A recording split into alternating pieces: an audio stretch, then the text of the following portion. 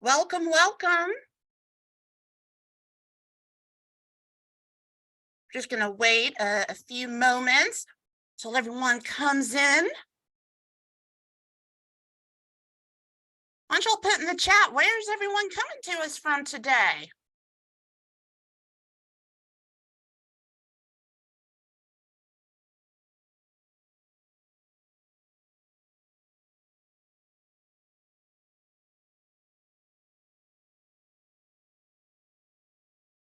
Welcome, everyone. Oh, Idaho. Kansas, hello. Oh, wow.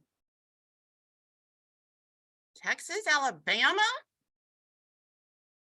Y'all know since I'm from Georgia, I got to say Alabama. Okay, North Carolina. All right, well, let's get started here. Welcome, everyone. Hit it, Pete. Hello, and welcome to the webinar, Equity in Supportive Oncology and Palliative Care for Patients with Early Stage and Advanced Cancers. I'm Kate Fitzer, Metastatic Breast Cancer Program Director at SHARE. And I am Megan Claire Chase, the Breast Cancer Program Director at SHARE for Early Stage. Please use the chat to let us know where you're joining from today if you're coming in as you're coming in now.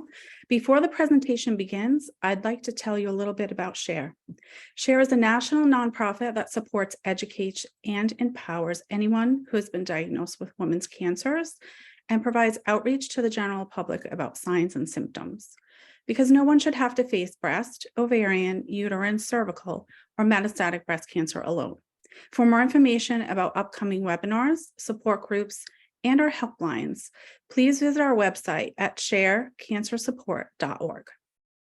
Now, all participants will be muted during this presentation. Once our speakers finish presenting, we'll begin the Q&A session. So feel free to ask any questions through the Q&A section at the bottom of your screen. Remember that the speakers are unable to give specific medical advice, so please keep your questions general in nature. We also have closed captioning available, and you can enable this feature by clicking the live transcript button, and that you'll find that at the bottom of the screen, and select the subtitle option. This webinar is being recorded and will be available on SHARE website soon. Now, I'd like to hand it over to our today's speaker, Dr. Afzali. She will be going first. Hi, everyone. Thank you so much for inviting me today. It's really good to be here with you. My name is Deborah Afzali, and I'm a physician at Mount Sinai Hospital in New York and an assistant professor in the Department of Geriatrics and Palliative Care. I'm really honored to be joined by such an amazing group of women on this virtual stage today. For the last 5 years, I've been doing a mix of geriatrics and palliative care, and for 3 years, really focusing on working in our supportive oncology practice. This is an embedded palliative care practice within one of our cancer outpatient sites. And I'm really interested in improving the quality of the care that we provide and increasing access to our services as much as possible. So I have a few slides that I'm going to share with everyone just to jumpstart our conversation about what palliative care is and how it can benefit patients and families who have a cancer diagnosis. So at the end, I'm going to pass it off to our next speaker, and then we'll do questions afterwards. So let me share my slides here. Can everyone see this okay? Perfect. So we're really going to talk about what palliative care is and what its life-improving benefits are. And I think at the core, this is really the most important message to take home. Palliative care aims to improve the quality of life for patients and families who are living with serious illness. And I think this is kind of the most important thing to remember about palliative care as a specialty. And I think it's important enough that it's worth saying again. It's a specialized medical care for people who have a serious illness with really the goal of improving quality of life. The care is usually focused on providing relief from symptoms as well as the stresses that come from dealing with the serious illness. And it's support that's intended for both patients, but also for families, loved ones, and caregivers. It's appropriate for patients who are of any age and at any stage of dealing with a serious illness, and can be provided together with curative or disease-directed treatment. So what does that mean? Really, palliative care is done at the same time as cancer-directed treatment, as we're thinking of cancer as a serious illness. And you can see here in this diagram that really you can get things like chemotherapy, radiation, surgery at the same time as you're also getting palliative care. And the ratio of these two may vary over the course of someone's journey, depending on what their needs are. Palliative care is really appropriate from the time of diagnosis all the way through to the end of someone's journey in dealing with a serious disease. And that may be if someone has an incurable disease at the end of life, or it may be on the other side when someone is cured or achieves remission and becomes a cancer survivor. And I want to talk very briefly here about hospice. Hospice is a separate service that falls under the general umbrella of palliative care, but is really distinct and is intended for a very specific group of patients. That's for patients who have a serious life-limiting illness with a prognosis or expected survival of 6 months or less, and who have opted at that time in life to focus really on maximizing quality of life and comfort, and not pursuing aggressive medical therapies that are more life prolonging. And so some of the care that is provided is similar to what we do in palliative care, in that there's a lot of support of symptoms and of the whole person, but it is really distinct and only intended at this specific point in someone's journey with a disease. What we do know about palliative care is that it really does improve the quality of healthcare, and it's been studied in a variety of different settings and different diseases. And these are just some of the benefits that we've seen that I've listed here. People often report better symptom management. There's reduced burden on caregivers, improved overall satisfaction with healthcare and with communication. There's actually some data that shows improved survival, meaning people live longer when they're getting palliative care. Less depression, lower use of hospital-based services like going to the emergency room or needing to be hospitalized, an overall better patient experience, and more likelihood that folks can remain on treatment longer, likely because of all these benefits above. So it can really do a lot of good for patients. And as a consequence, ASCO, which is the American Society of Clinical Oncology, a national organization that sort of makes recommendations, published these guidelines in 2017 about how to best integrate palliative care into standard cancer care. And I think these are the three big takeaways. The first is that patients who have an advanced cancer in any setting should get early palliative care, and it should be concurrent at the same time as their active cancer treatment. Ideally, the referral is made to an interdisciplinary palliative care team, and we'll talk about what that looks like, but essentially a team with different types of providers on it. And that providers can also refer caregivers of patients with both early and advanced cancer to palliative care if there are needs. And I would add to this, patients with early disease as well, if they have significant needs, should be referred to palliative care. So what does the team usually look like, and what are the types of services that are provided? So it is multidisciplinary, which means there's a lot of different people usually on the team. It will vary depending on the site, but often you'll have a physician, maybe nurse practitioners, nurses, social workers, and then a whole slew of other specialists, anything from a chaplain, massage therapist, art therapy, child life specialists, psychologists, doulas, music therapists, and many others. And this is really part of what makes the service and the support so effective. And generally speaking, palliative care teams collaborate very closely with the referring medical teams. And so in cancer care, we have very close collaborations with cancer teams and with other specialists who are involved in the care. Palliative care started initially in hospitals, but over the last 5 to 10 years has really evolved to be available in multiple different settings. The outpatient or clinic experiences have multiplied. So it usually can be found in a clinical setting as well. And there's also home-based palliative care programs that are available for people who may have difficulty leaving their homes. And what does a typical visit look like? So, usually the visits are longer, which is nice because we have time to address all these things. A big focus tends to be on the assessment and management of physical symptoms.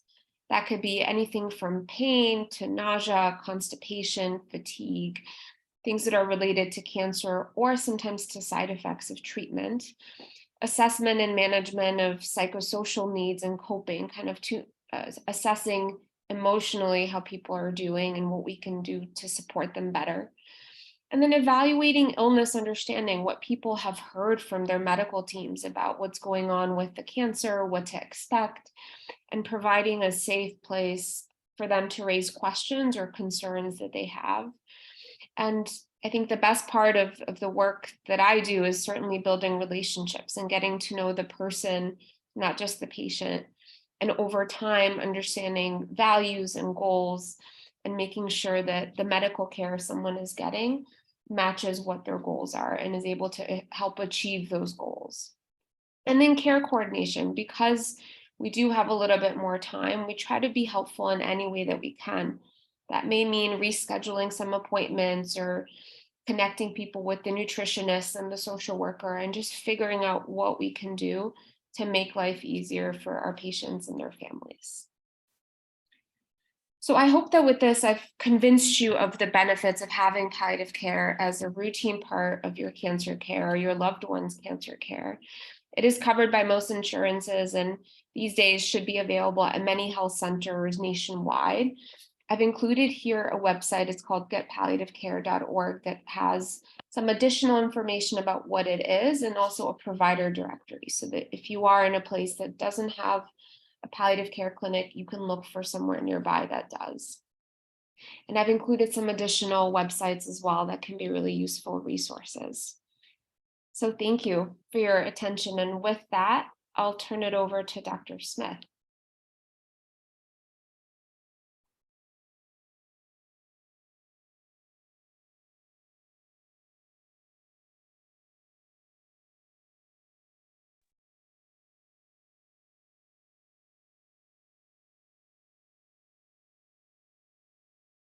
One second, thank you.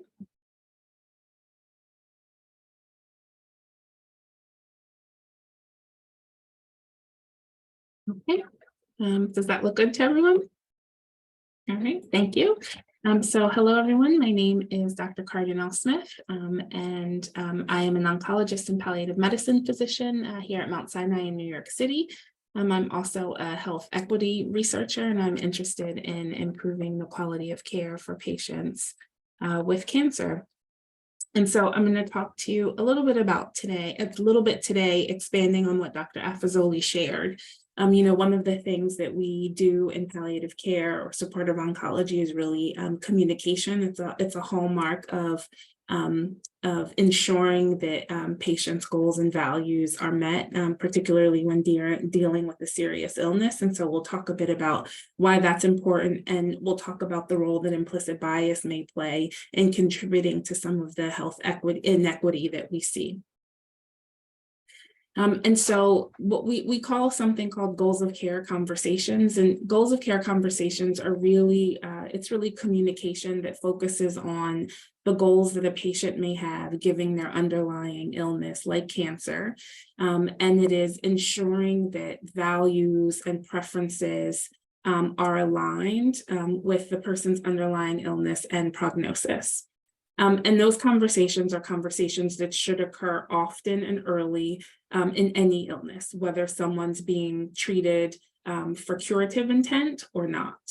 And within cancer, the American Society of Clinical Oncology says that patients, particularly with advanced cancer, should have these goals of care conversations with their oncologists, and that they should happen early because values, preferences change over time, depending on what's happening with your illness. And one of the things that we know is that Unfortunately, patients who are identified as minoritized individuals, which we typically refer to as Black and Latinx or Hispanic, often receive care that we deem as inferior or have inferior or disparate outcomes, tend not to have these conversations as often as they should. And yet there's a lack of data to tell us why that happens and why these conversations don't occur in the way in which we would want them to occur for our loved ones. And so one of the things that we did here at Sinai is try to understand why that is. And so here, we're really interested in understanding or in teaching communication. We think that communication is a skill. It's something that can be taught. While I think most of us, many people think that physicians in particular go into the field, maybe perhaps because we all have a good bedside manner. I think we all maybe have had an experience where perhaps that is not necessarily the case. And so, in fact, these are skills that we can teach. And so we undertook this study to really teach oncologists who are in their actual practice how to communicate better with patients. And so we took oncologists in their actual practice at 4 different sites throughout New York City in a rural practice in Connecticut. And we gave them a standard lecture, what we call grand rounds, for an hour, telling them why communication skills were important. And then we did an intervention with other oncologists where they had that same hour lecture, but then we did a 2-hour workshop with them with role-playing communication skills. And then we had a communication coach who came to 4 of their visits and did a communication intervention with them in their visits. And then we audio recorded their conversations with their patients. And these were patients who had advanced cancer, generally thought to be cancer that unfortunately was not going to be cured, with a prognosis of 2 years or less. And these were all patients with solid tumors, meaning, for example, breast, lung, colorectal cancer. These were all primarily English-speaking patients who were coming in for a scan visit. So these are patients on some form of therapy for their cancer, and now they were getting a scan. And so at that visit, it was either, the scan looks well, the cancer is responding to treatment, but it's always a good opportunity to reassess and talk about how things are going, what's most important to you. Or unfortunately, the cancer is not responding to treatment the way we would want it to. The cancer is getting worse. Let's talk about what's important to you and what next steps might be. And so we screened a total of about 1,400 patients and ultimately included 260 patients in this study and had about 142 audio recordings that we were able to listen to. The vast majority of patients in this study, the cancer had not gotten worse. In this study, we had 22 physicians that we were able to include. It was almost equal in terms of the number of male versus females. The racial and demographic breakdown of physicians is what we tend to see in the general population of physicians. Among patients, we did have a pretty good distribution of minoritized individuals, with about 58% of patients identifying as Black or Hispanic, and there was a mix of insurance types. And what we found was that before we adjusted for factors that might be confounding factors, we found that there was a difference in the overall amount of time that oncologists spent with their minority patients. So overall, oncologists spent less time with their minority patients in these visits. And if there was no progression of cancer on these scans, they spent less time with their minority patients.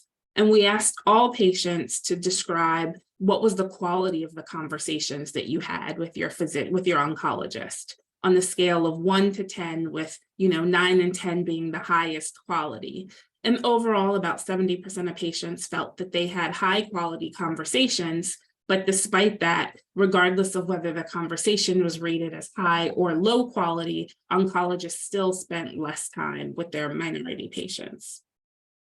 And so after we adjust for all of these other factors that might be interfering with these results, such as the patient's insurance, their education, their income, whether or not the cancer had gotten worse, and differences within hospitals, we still found that there was a 3-minute difference. So that oncologists spent 3 minutes less with their minority patients compared to their non-minority patients. And, you know, when we then go and listen to some of these audio recordings, right? Because the question that then comes up is, what's happening here? Why are we seeing these differences? And so we've gone back and we've listened to some of these audio recordings. And we've coded, when we listen to audio recordings, there are these things that we call empathic statements. So, you know, if a patient says something to me, like if I've just given them bad news, like, you know, what I see on the scan is that the cancer has grown and the cancer is getting worse, you know, a response back to me might be like, you know, the cancer, I don't believe this. I don't think the cancer has grown. I could hear that as a cognitive thing, like you literally don't believe me, and I need to then show you a picture of the scan getting worse. Or I could hear that as emotional data where you are scared because that has, you know, you're having an emotional reaction to this bad news. And I could instead respond with, I can only imagine how scary it must be to hear this news, right? And so responding the first way by like, let me pull up this picture and show you how bad things are isn't going to make your emotional reaction better. And in fact, I'm probably just going to make you feel more emotional. And that's not going to help us move the conversation forward anymore. If I actually respond and attend to your emotion, then I'm probably going to be able to help you actually start to hear what's happening and start to process the information. And so as we were listening to these audio recordings, we were listening for things like that. And so that's what you see here, these empathic opportunities for the doc to respond in that way. And then empathic statements were when the patient made those kinds of comments. And interestingly, you know, we found that there were less opportunities for physicians to make those kinds of statements. And part of what we found is because the patients who identify particularly as Black were giving less of those opportunities. And, you know, I think one of the questions that comes up is we think about systemic racism and how that exists, you know, what is the role that plays in this?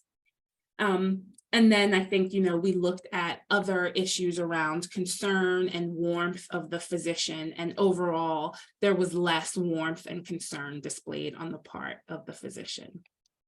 And so if you're anything like my now 6-year-old, you may be thinking, well, what the heck is happening, right? If these docs in their usual state of practice, whom, you know, we don't want to label them racist, are appearing to be discriminatory, what might be contributing to that? And I think that, you know, there's this idea of implicit bias, which is just really that when we are all in our normal state of being, there's this unconscious way in which our behaviors are motivating that's really shaped just by, you know, high cognitive load. So when doctors are seeing patients in 15 minutes and we have to go through a whole list of things, we make really quick decisions based on what we're seeing in front of us.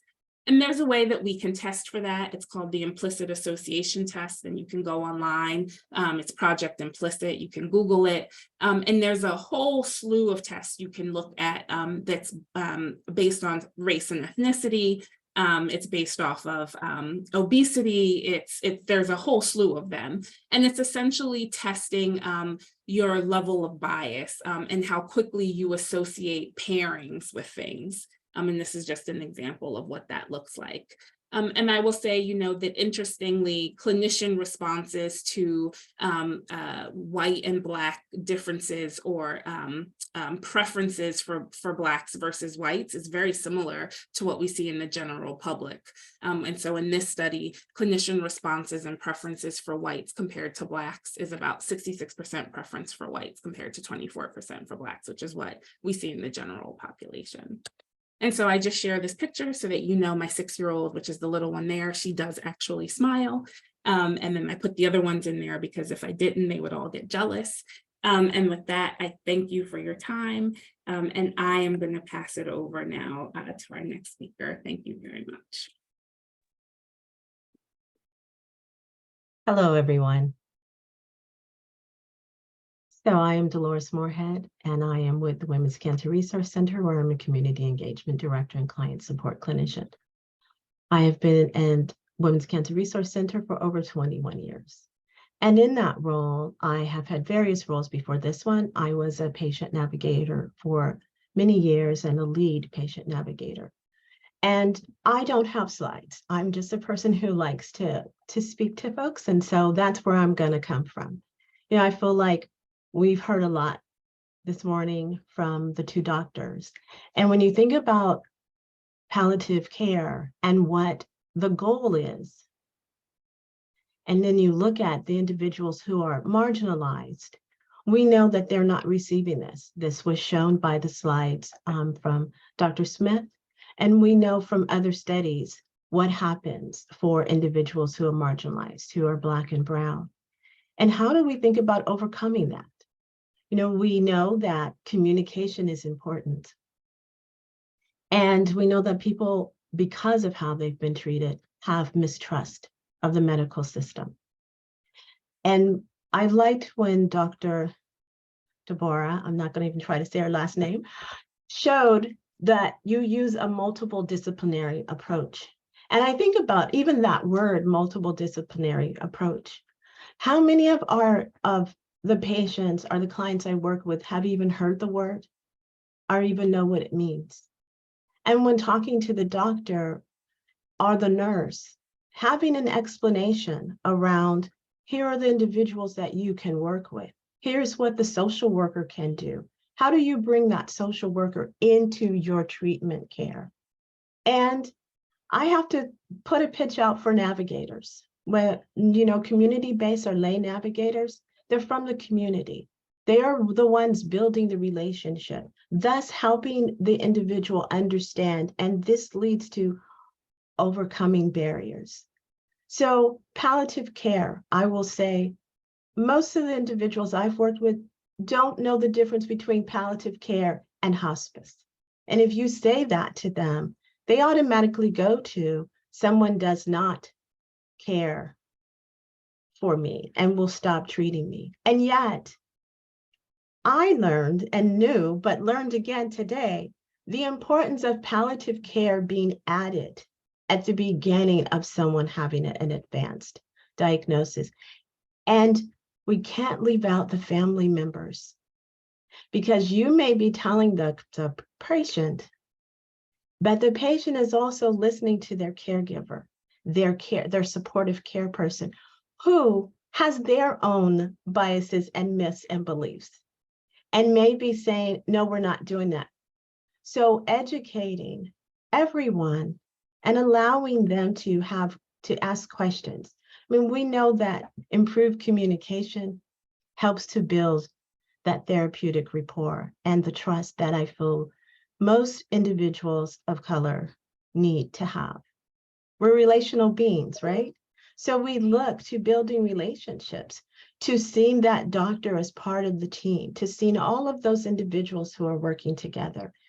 And I also want to say that we also have to name the elephant in the room and not be afraid when a doctor who doesn't look like you comes into the room and is not afraid to say, you know what? Let's kind of talk about if you trust me or not. I may be white, I may be what other color, I may be male, but I'm going to let you know this is how I work with my patients, because that does bring down the feeling and the lack of trust, because now the patient is able to say, okay, here's what's happening. This doctor did something with me that no other doctor's done. And this is important during the time when someone is dealing with an advanced disease. They want to know who's in my corner. And acknowledging that care for certain individuals has not been equitable. Not pretending it doesn't happen, because it's glaring. And it is what a patient is going to remember and talk about first.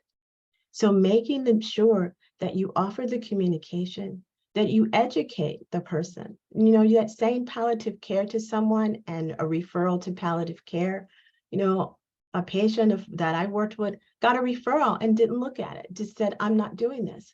So taking the time to explain, here's what palliative care does. This is how it helps you. This is how, here, it can reduce pain, it can help with treatment, so that the person is able in their own words to be able to say what palliative care is going to do for them. Because then they can say it to their family member who may not have been at that appointment and who is now asking them questions and they can't answer it. But if you've given them voice in their own culture, their own way that they communicate, they are able to communicate again. And that's one of the ways I see we overcome barriers to care. And we also address the systemic racism that occurs for patients who are dealing with an advanced cancer. Thank you. And I will turn it over to the next person, Melissa. Wonderful. Thank you so much, Dolores and everyone else. My name is Melissa Mazur. I am an assistant professor in the Department of Medicine at Mount Sinai, and also an assistant director in our community engagement program at the Tisch Cancer Institute, which is also at Mount Sinai. And my background is as an oncology nurse, and where I worked clinically for about 10 years and then went into research specifically focused on overcoming barriers to care for patients with advanced cancer. And then I can go ahead and share my slides.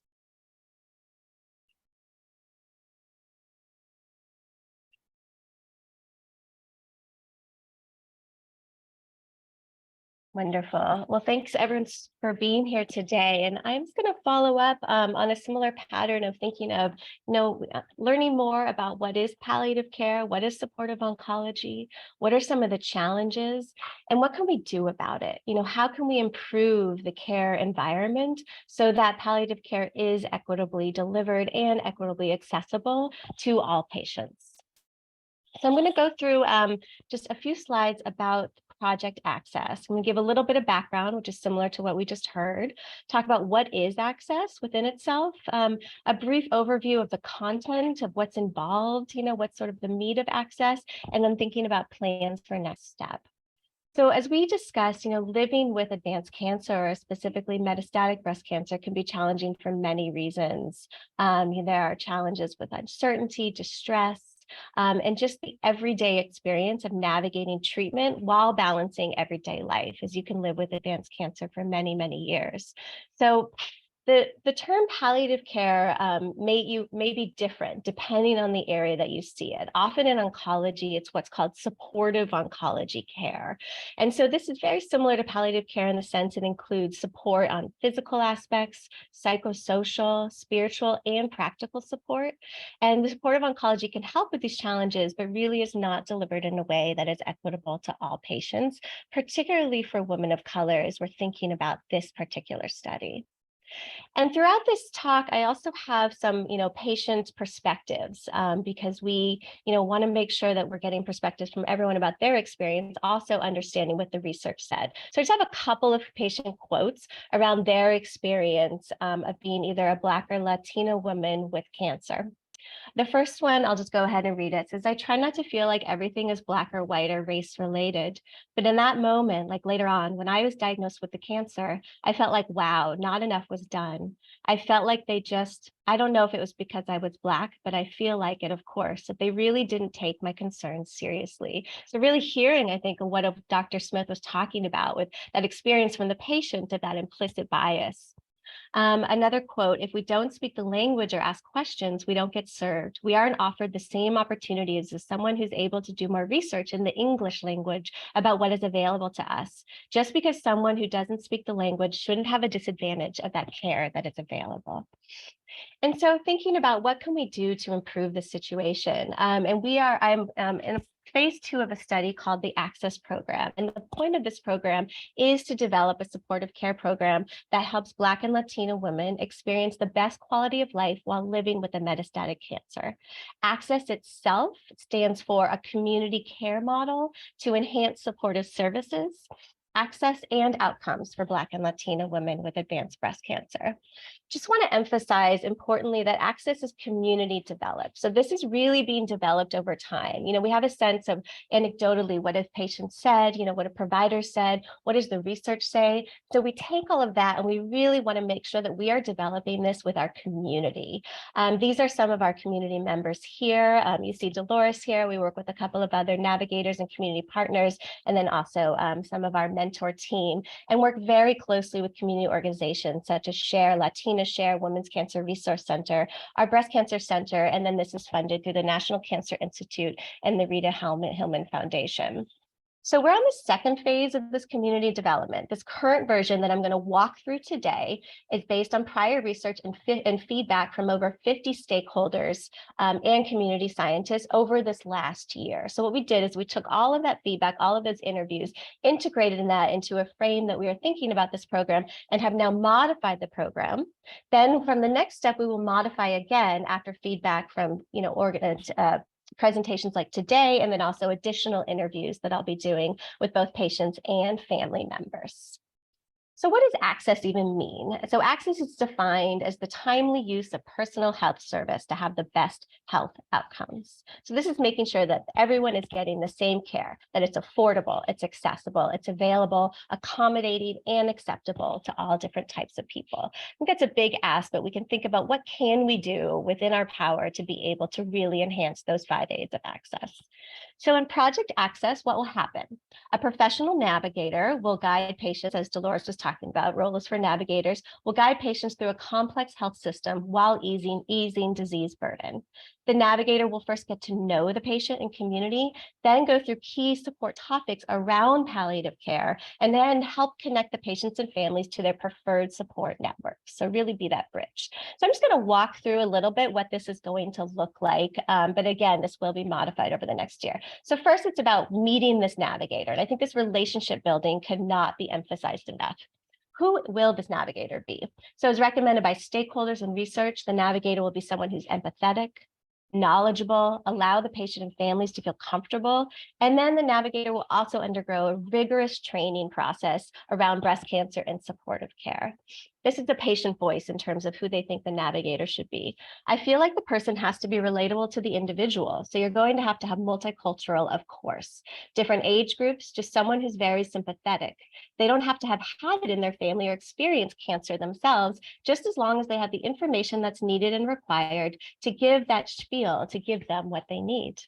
Then the participants will start first of 6 one-on-one individual sessions with the navigator. This can be done over the phone, by Zoom, in person, just depending on what the individual prefers.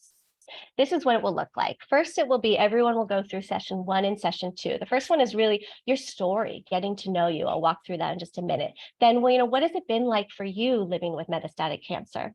Then there'll be 4 topics that's related to palliative care that they can choose in terms of both the order and intensity of those topics, connections to resources, and then follow-up. So I'm just going to go through sessions 1 and 2, and then I'm going to breeze through the rest. So what does it mean? A project about your story. At Project Access, we believe individuals living with cancer and the community should be able to have the support they need to live the best quality of life. Many patients and communities never have had a chance to talk about their experience because they're so busy taking care of treatment and everyday life responsibilities. We want to hear your story. Reflecting on your life and what's happening with you and your loved ones now can help you imagine the story you want to tell in the future. This is a very long quote, so I'm just going to go through some of it. This is what a patient was saying about being able to share her story. That it's really nice to be able to tell your story, because when someone throws all that information at me, I'm like, okay, this person's just doing their job and they're getting me resources because they have to. But if somebody were to actually take the time to get to know what's going on and hear my story, it opens you up to being comfortable and seeking the information and education that you might need later on. She follows up with saying, because my goal is to stay alive, but in reality, I have other goals. I want to be able to do this and that. And so someone by helping me can help bring a lot of hope and so on. So really talking about that kind of how getting to know you enhances the goals of care conversation. So what does this look like? They'll tell their story and then really go through kind of like a more structured portion, understanding some of their specific needs in the actual access development. Then the next part is your story around living with breast cancer. So we know that women can live with metastatic breast cancer for many, many years, and there's a lot of distinct needs, such as uncertainty regarding if treatment will continue to work or how to best talk to their support networks in a way that's helpful. Because these needs really are diverse and change over time, we want to make sure that their medical care is specialized and individualized to have the care that they need. So what do some patients say about this? About their living with metastatic disease. But sometimes you just have to let go and put nothing in your mind, because if you put something in your mind thinking it will come back, it will come back. So forget about it and move forward. If it comes back and it's not on you, just pray to God and let him know what was on your mind, and he will see you through. I was scared. So really giving her a chance to talk about, how she copes, how she processes, what's it like, and getting to understand, and so the navigator can understand their processes. So as I said, they'll go through their experience and then talk about their specific needs, priorities, goals, and then review their care team document to make sure they're getting the care that they need. After those first two sessions, we'll go through these key palliative care topics within the intervention that we do, talking about physical, psychological symptoms, how they prefer to cope and create meaning in their everyday life, discussions around communication with their family, with care providers, how to best do that, and advanced care planning, and then connections. I'm not going to go through just for time purpose of some of them, but I want to really emphasize this connection piece, because so much of this is, the navigator can be there for a certain amount of time, but really, how can the patient feel sustained and their family feel sustained and support as they continue to live everyday life. So I just want to talk about connections, and that's where SHARE comes in, Women's Cancer Resource, our palliative care services, as Dr. where Afazoli works, and thinking about there's so many useful clinical and community-based resources that exist that can provide the support. So at Access, we really hope to connect you in ways that feel right to you, so you're not alone and you feel supported in the community in which you feel most comfortable. I'm just going to read this quote about what one of the patients said. "We had no support whatsoever. I sought support through my center, but because of COVID, there wasn't much. Then the social worker referred me to other organizations. I mean, it was helpful, but not too helpful, because you want something local. And then on her own, she found an organization called Unite for Her. They provide support for metastatic breast cancer. I attend a support group on Mondays with them, like wellness and nutrition. Then I was able to find other support groups that meet in person. And through that, I've created a small circle of girlfriends that are going through or have gone through the same experience in early breast cancer and now metastatic as well." And so really how she, navigated this on her own, but how can we have, better help to find these resources? So in the actual intervention, we'll go through some of the resources that are out there, really kind of a warm handoff to thinking of community linkage, meeting individuals that share, that might be introducing the patient to Dr. Afazoli, but really kind of making that handoff to make sure that the patients feel supported. I just want to briefly mention, because it's really not just about the patients, the families, it's their community that are experiencing cancer. And so just depending on the individual, if they want to invite a caregiver, we want to really make sure that their care partners can be part of this. And then also have some of like an additional topic specifically on the needs of the care partners themselves. So what we'll do now is over this next year, we'll actually be recruiting both patients and families, walking through this, getting their feedback, and then we can modify this more, thinking, what are we doing right? What are we doing wrong? What are we missing? How can we better modify this so it really can meet as many individuals' needs as possible? So I would love to hear from you in your communities, and just really want to emphasize again, it really takes a village. Thank you so much to all of our partners, and I'll pass it over to question and answer. Thank you so much, all of y'all, for this amazing presentation. Now, everyone, we are going to get into that Q&A portion. So if you have any additional questions, you can put them in the Q&A section. But don't worry, we also have some that were submitted with registration. And so I want to let everyone know that as an early stage breast cancer survivor, I was actually in palliative care for 2 years here at Emory in Atlanta. And, so I think some of the question is, we hear that term palliative care. Don't you think we should maybe change it, or how can we make it sound less, I don't know, scary and clinical, and just call it supportive care? Like, is there like a movement to kind of update that name so people have a better understanding of palliative care is actually supportive care? That's a great point, and maybe I can start by tackling that. And there's certainly a lot of cancer centers and sites that are renaming the practice. So where I work, it's called supportive oncology. And it's for that very reason. I think sometimes palliative care can have a lot of connotations and associations of hospice in people's minds. And so I think just rebranding and really remarketing has been really important for our field. And there are a lot of minds working on this and trying to think of how we can do this nationally. But definitely, I think the name alone can sometimes be a little bit scary. And so renaming it to something else, supportive oncology, supportive services, can be helpful. Anyone else have anything to add with that before I move on?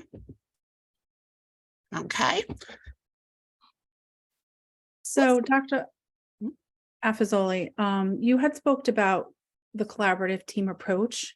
And I'm just like wondering, is there a primary care specialist that a patient sees first, and that person will coordinate and sort of refer out to services? Because that was a long list of specialists. So I just like, how do patients first start to get involved in palliative care when they need it?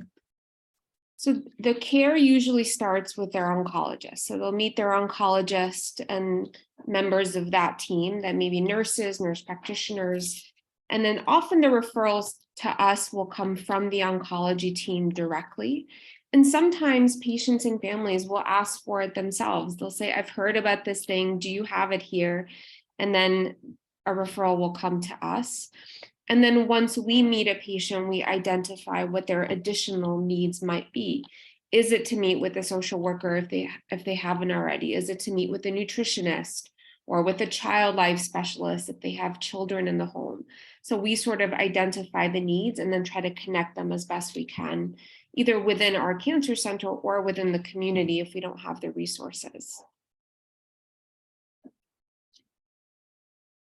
So another question, another thought here. So, I mean, we talk about, we can't ignore systemic racism, right? And how it seeps into everything, including the cancer space. And I have, sometimes I feel like people have difficulty understanding that, unfortunately, race plays a huge part in your care.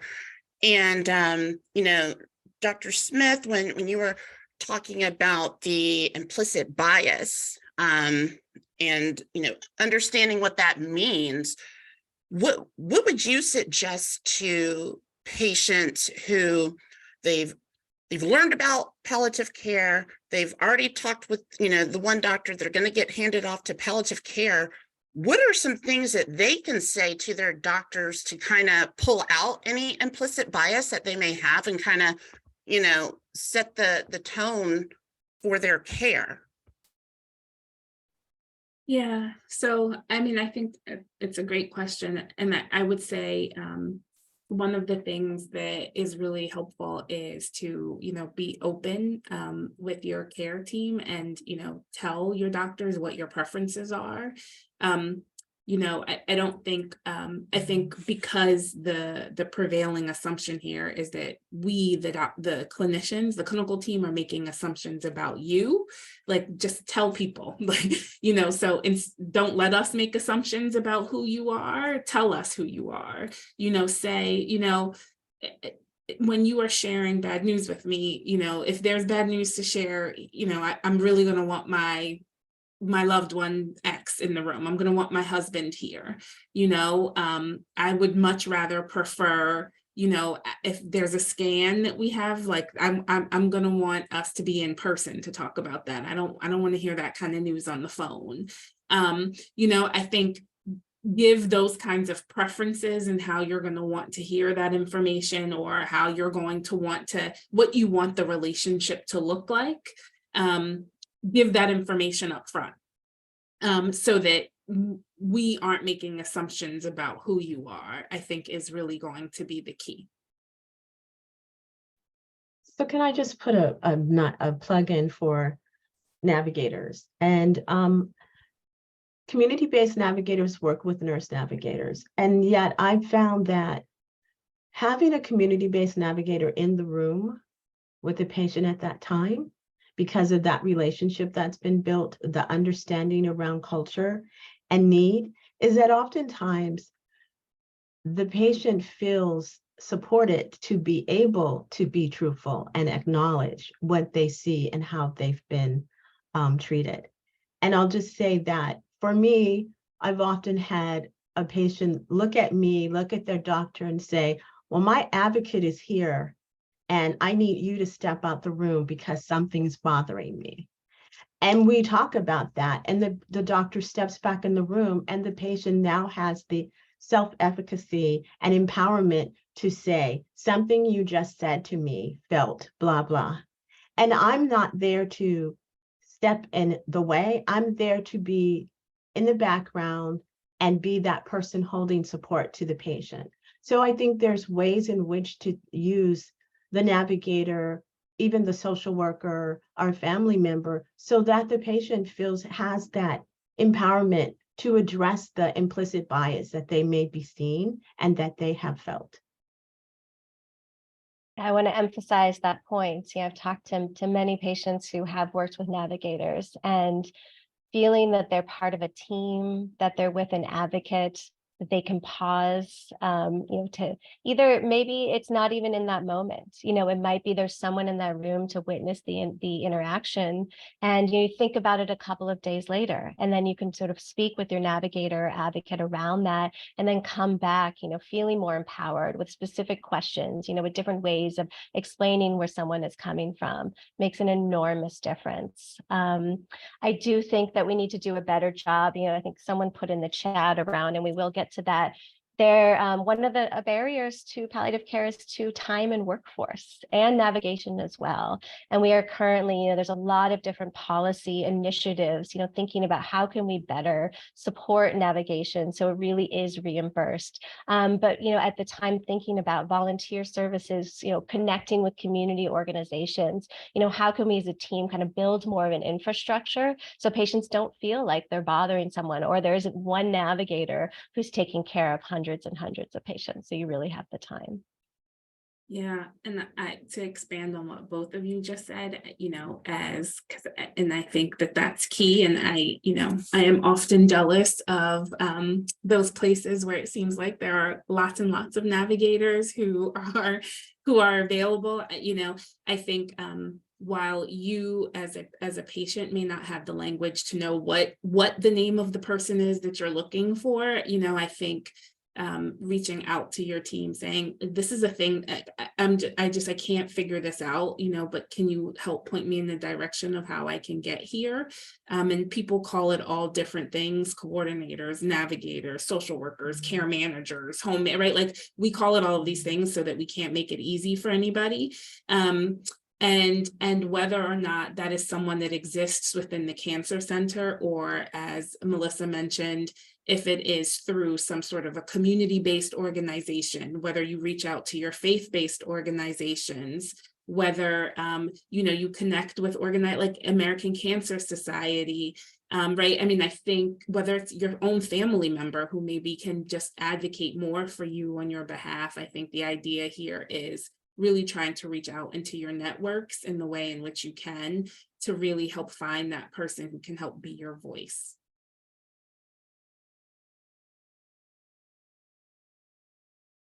So I was really happy to hear during your presentation that some of you spoke about the patient and the family and friends, how important it is. All those relationships are so important. And when you go, to your cancer center for your appointment, it's just that 15, 20 minutes, and that's all you have. And we're a person outside of that. So I appreciate hearing that. And we had a question submitted, and it kind of goes along that line that, do you have any advice or any suggestions on how, like, a white friend or a family member or other friends can advocate for a friend of color who is getting the runaround by the doctors?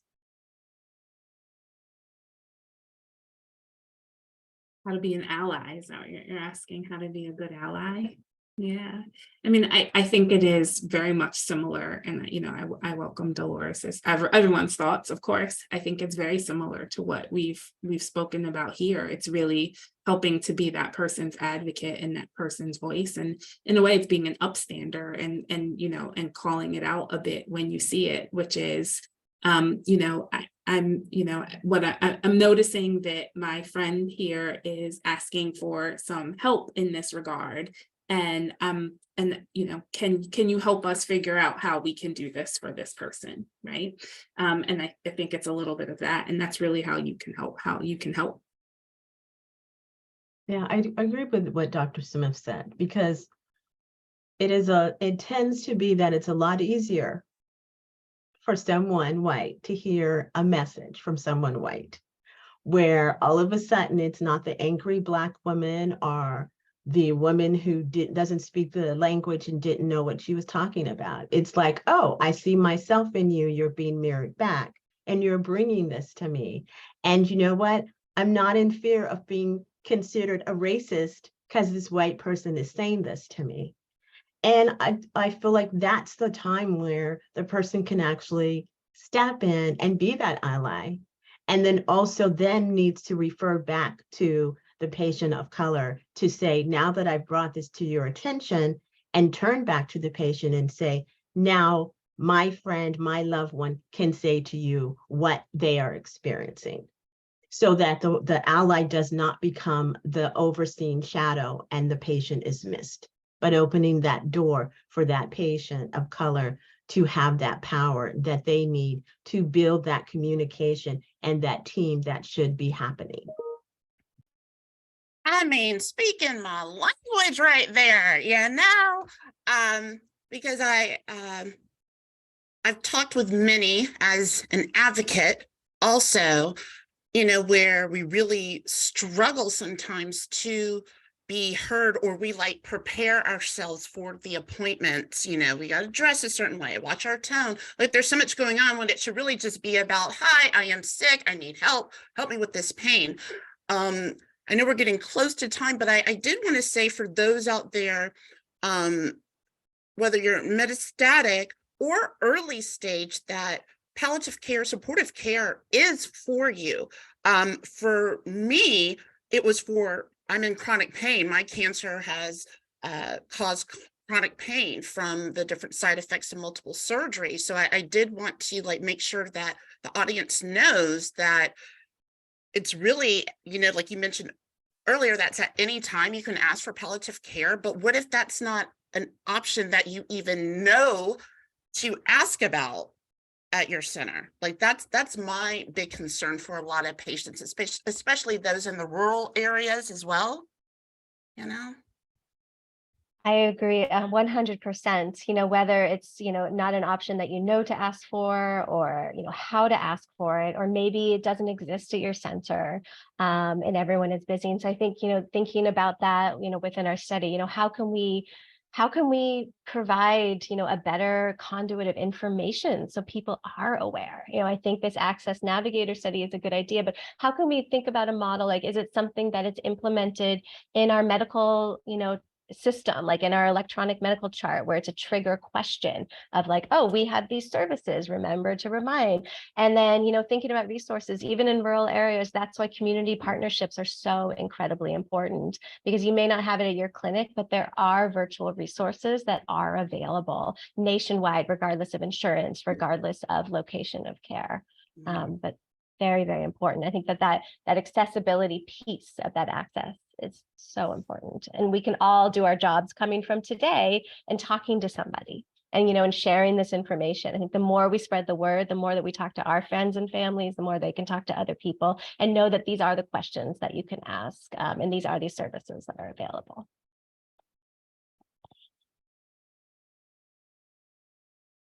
Thank you for the informative program, and thanks for all of you for participating and submitting questions. Make sure to check out SHARE's upcoming educational programs and support groups and follow us on social media as well.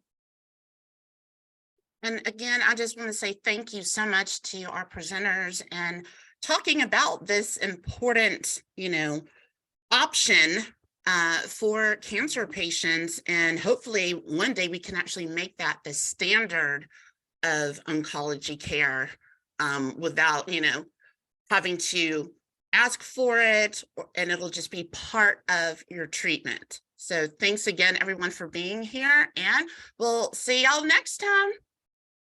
Thank you. Thank you. Bye.